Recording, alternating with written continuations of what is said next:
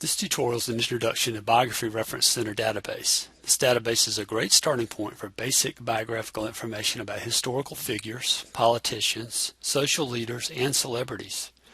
To find this database on the library's webpage, place your cursor over Find Resources on the left side of the screen. Then click on the Databases by Subject option. On the page that opens up, click on the History and Social Science category, and here's Biography Reference Center. If you want to use any of our databases from off campus, you will be asked for a username and password. Enter your Titan Live username and password, and then you can use the database. I'm going to select the database to get started. This is the basic search screen. We have several ways to get information in Biography Reference Center. We have a basic keyword search field here at the top.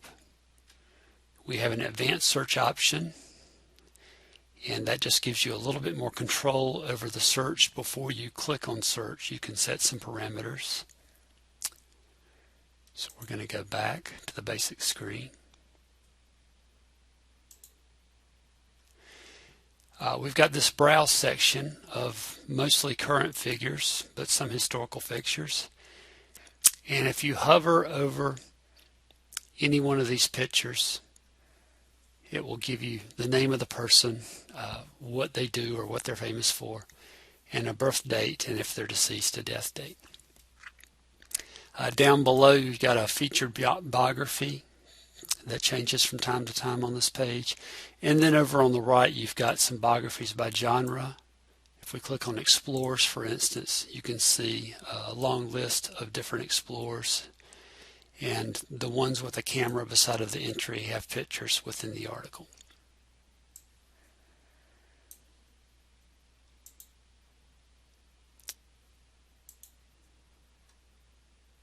So we're going to start off with a keyword search, and if you have incomplete information, if all you have is the last name, you can start off doing that. So I've typed in a last name of a figure named Bosch. I'm clicking on search. And the Bosch we're looking for is this person here. He was an artist in the Middle Ages. So we're going to click on that link. And then when you actually get to the individual you're looking for, you may see one or two entries, or you may see a lot of entries depending on their profile in history or how current they are. So we're going to click on this full text link to open the article. And here's the entry on the artist Bosch. Over on the right, there's just a short summary of his life and what he's known for. We're going to go back to the basic search screen. And this time we're going to do a keyword search with a complete name.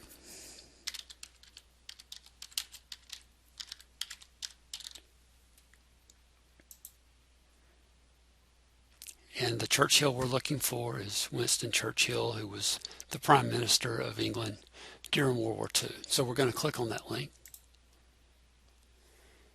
And so this is a person that's a little bit more recent in history. And so you can see there's a lot more entries for him. And we're going to open up this first entry by clicking on the full text link. And this article is considerably longer. I'm going to scroll through it so you can see right quick. A lot of pictures.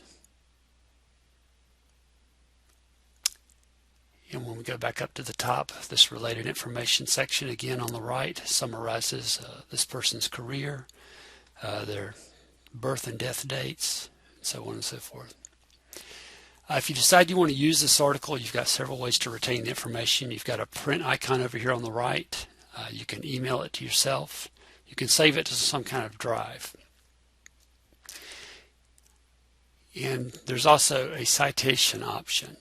I'll show you what that looks like. So you can see there's a citation available in many different formats that you can copy into your document. I'm going to close the citation option. But a better way to do this kind of research is to actually use the print or email or save option and include the citation at the same time. This database allows you to do that. So I'll show you how that works within the email option. I'm going to click on the envelope. And just remember over here on the right to click on that circle beside a citation format. Use the drop down arrow and select the citation format that's required in your class. And once you've done that, go over to the left, put your email address in here, skip down, put a subject in here, put comments in if you want to, and click on send. That's all there is to it. It'll be in your inbox in just a very short time. So we're going to go back,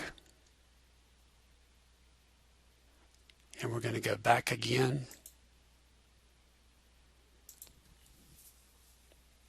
Now, if you know that you're going to be gathering several articles, there's something called the folder option you can use.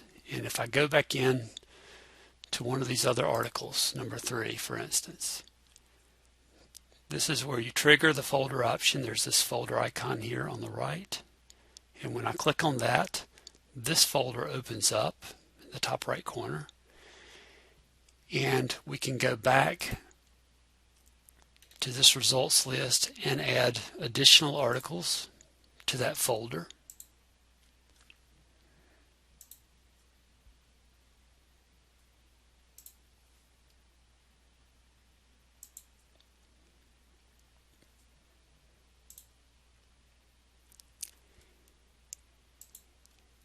And we can also go back at the top and do a search for another figure if we want to.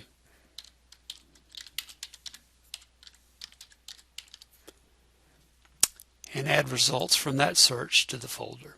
So this is the Louis Armstrong we're looking for. And I'm going to open up the second article, add that to the folder, go back to the results, add the fourth article to the folder. And once we've made all of our selections, we can go to the top and click on folder. And these are all the articles that we selected with that folder tool. And then on this screen, on the left, you need to click this little box that says select or deselect all. And that's going to allow you to print or email or save to a drive all of these articles at the same time. And you'll have the option, just like we had earlier, to include the citation along with all of these articles.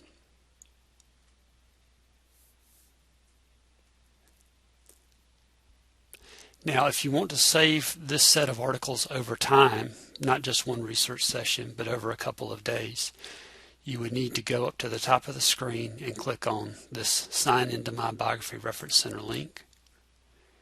And then you would need to use this link to create an account. And that would allow you to log in and out of your folder account within the database. And add more examples later.